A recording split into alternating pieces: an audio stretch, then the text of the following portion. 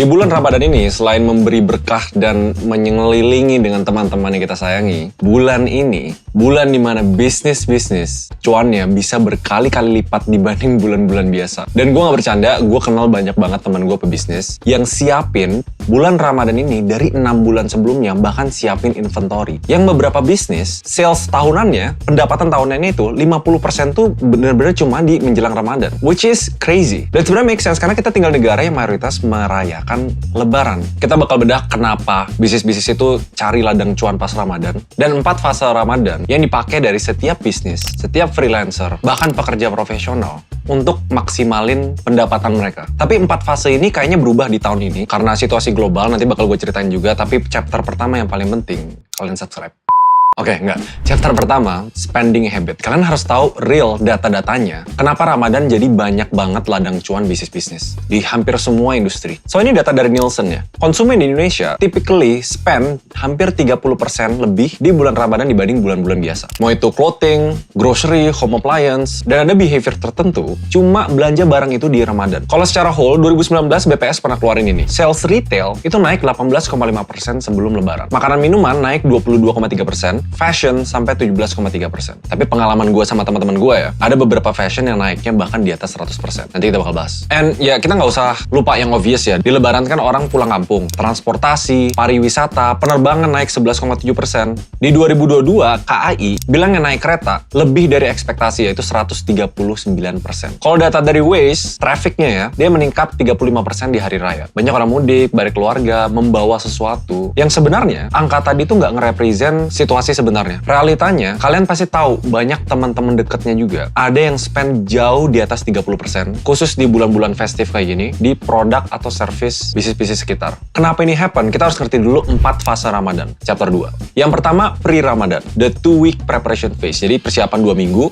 tapi kata kunci grocery sama shopping itu puncak-puncaknya 1 minggu sebelum Ramadan. Nah ini yang tadi gue bilang, expense-nya tuh bisa naik sampai 33%. Dan kalau dari beberapa data, di periode ini, yang lumayan surprising tuh F&B naik. Orang mulai nonton video-video resep makanan, mulai beli bahan-bahannya. Pembelian kayak nih top 3-nya ya dari statista, air mineral, minuman teh, sama minuman susu. Dan ini chartnya gue tampilin, jenis-jenis minuman yang dikonsumsi di bulan Ramadan. Fakta yang kedua, orang tuh lebih suka masak sendiri. Jadi freshly cook, bahan-bahan, dari daging, sayuran, termasuk peralatan dapur kecil, itu signifikannya luar biasa naik 164%. Nah di fase 1 ini juga, selain F&B, fashion juga naik 72%. Which is very big. Balik lagi ya, ini secara overall, tapi gue lihat banyak banget bisnis teman gue yang 4 kali lipat salesnya di bulan, ya di periode fase 1 ini. Setelah pre-Ramadan, ada namanya Ramadan is finally here. 1-2 minggu di awal bulannya, yang naik apa? Beauty. Apalagi yang bahas tentang makeup secara natural, itu I don't know, situasinya kayak gitu. Dan di awal-awal sini, tren-tren konten resep makanan yang lebih spesifik itu juga naik. Tim recipes ya, kayak bubur candil, biji salak, sup lentil. Dan ini ke-reflect dari bisnis-bisnis F&B ya, kayak McD, KFC, itu juga hampir selalu keluarin menu khusus Ramadan. Karena mereka udah mulai spesifik nih di awal-awal. Tujuannya either untuk sahur atau untuk buka. Dan di Indonesia tuh punya tendensi suka lidah manis. Jadi dessert recipes itu juga naik secara signifikan. Pokoknya temanya makanan.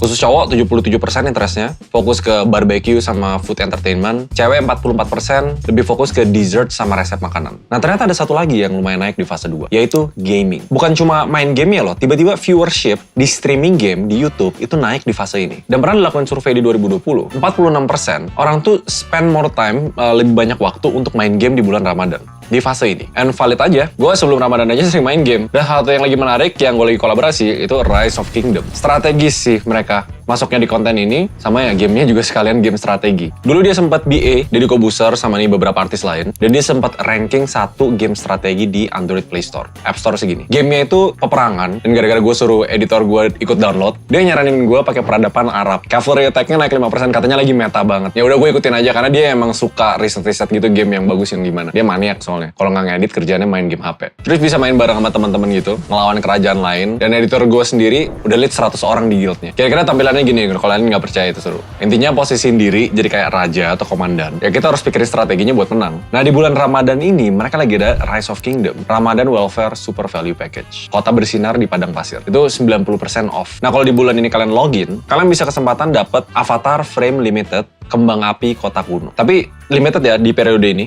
Dan Rise of Kingdom juga lagi bagi-bagi green packet Ramadan limited. Kalau kalian pakai kode ini, bisa dapetin banyak keuntungan. Sama limited juga, 22 Maret sampai 30 April. Oh, sebelum main game, di periode ini juga kartu seluler, SIM card, kuota, top up, itu juga lagi naik. Karena yang biasa wifi di rumah, jadi mereka harus punya paket data di luar. Nah, habis itu masuk ke phase 3, 2 minggu terakhir, beauty gets festive. Kalau yang di fase 2 lebih fokus ke skincare sama makeup yang natural. Di fase 3, yang lagi naik tuh ya care yang outside event, yang butuh keluar, yang lebih festive. Kayak nail polish, hair care, kata kunci ini ya, perfect eye look, atau kayak penampilan lebaran yang paling enak, paling perfect tuh gimana? Itu tuh naik banget. Buat cowok-cowok, cukuran, shaving, grooming itu naik sampai 20% ya, harus rapi abis tuh. Nah, yang beda dari phase 2, yang sebelumnya fokus ke makanan di rumah, di sini lebih banyak periode orang makan di luar. Interest di resto-resto kayak buffet, menu sahur. Jadi banyak perusahaan F&B tuh nge-adjust opening hour mereka di periode ini untuk bisa datengin orang-orang yang interestnya lagi naik. Mungkin ini salah satu puncaknya juga sama kayak phase 1 ya. Phase 2 menurut gua transitionary. 2 minggu terakhir itu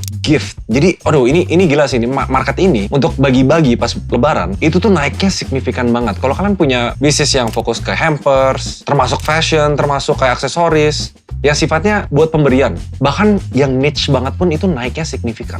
Karena ditambah interest untuk umroh di periode ini itu naik 200% juga.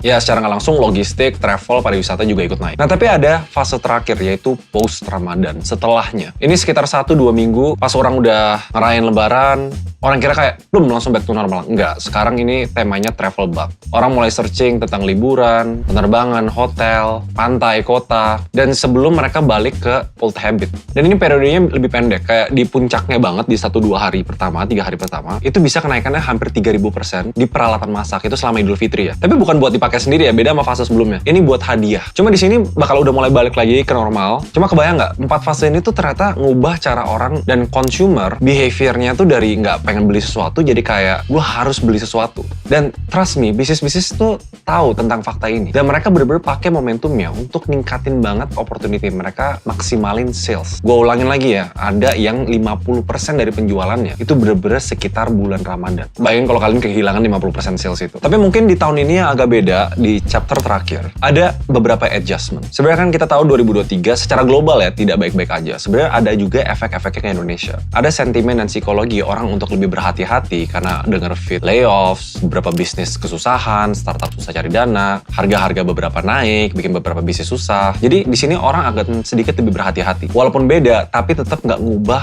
core behavior change yang udah terjadi di beberapa tahun yang lalu. Karena jangan lupa, most company tetap ngelakuin yang namanya THR, tunjangan hari raya. Mereka dapat uang kaget yang mereka bakal spend selama 4 fase itu. Jadi salah satu tips buat kalian yang nonton ini, mau kalian freelance, bekerja di perusahaan, atau kalian punya bisnis, maksimalin periode lebaran ini. Kalau belum punya bisnis, atau kayak bikin bisnis kecil-kecilan yang emang khusus buat bikin parcel, khusus Ramadan, silahkan. Kita ngebantu teman-teman kita yang di periode ini untuk beli gift, untuk berbagi. So, nggak ada masalahnya untuk kita ambil momentumnya. Dan untuk kebanyakan bisnis yang udah bener-bener pintar, mereka nge-planning ini tuh dari jauh-jauh hari banget. Karena kalian kalau nonton video ini, bisnis tuh bakal memikirkan yang sama.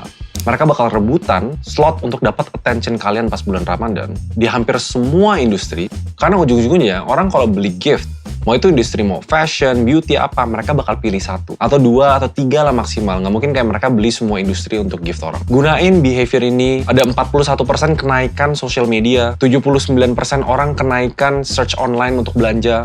Live streaming shopping juga orang lebih banyak streaming. Pastiin kalian udah siap. Karena udah mulai mepet, menurut gue belum telat untuk kalian bikin strateginya. Mungkin konklusinya sekalian chapter terakhir, tips bonus lah ya. Ini dari Google Playbook. Mulai tease campaign kalian itu harusnya 1 bulan sebelum Ramadan. Tapi jangan lengah, jangan kayak cuma fokus di bulan Ramadan. Karena konsumer itu tuh masih tertarik belanja produk even 1-2 minggu setelah Idul Fitri. Nanti di video selanjutnya gue bakal bahas, selain dari Ramadan sebenarnya ada namanya cyclical campaign. Ada hari-hari tertentu sesuai dengan kalender yang dirayain, yang orang tetap ambil momentum itu juga. Mungkin bisnis yang lebih fokus ke market muslim bakal jauh lebih fokus di sini. Tapi bisnis yang lebih agnostik, yang fokus ke gift aja, dia bakal fokus ke campaign-campaign selanjutnya. Misalnya Lebaran, Imlek, Natal, sama. Behaviornya sama. Tetap di planning dari jauh-jauh hari. Gimana? Mungkin pertanyaannya, kalian pas bulan Ramadan, bener nggak? Pernah catat nggak berapa banyak sih yang kalian spending dibanding bulan-bulan biasa? Kalau ada yang salah, feel free komen di bawah. Jangan lupa main Rise of Kingdom, linknya ada di bawah. Lagi ada promo, linknya juga ada di bawah. I guess I'll see you guys in the next video. Bye-bye.